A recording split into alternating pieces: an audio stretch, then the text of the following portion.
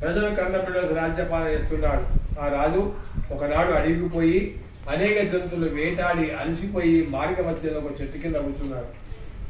అదే సమయంలో కొంతమంది యాదవులు గొల్ల వాళ్ళు ఒక మారేడు చెట్టు కింద సత్యావతం చేస్తున్నారు.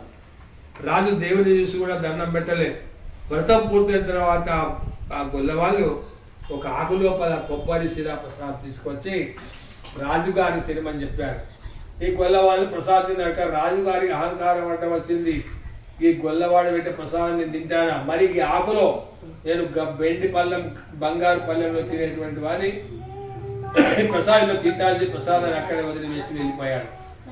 అందులో సత్యదేవుడు శపించాడు. సత్యదేవుడి శాపం వల్ల రాజుగారి 100 మంది కొడుకులు చనిపోయారు. రాజ్యం అంతా శత్రుల పాలైపోయింది. రాజు అనుకుంటూ ఇట్లా ఎందుకు జరిగిందా అని ఆలోచిస్తున్నాడు. అరే ఎంత పెద్ద పొరపాటు చేశాను. ఆనాడు గొల్లలిచ్చిన ప్రసాదం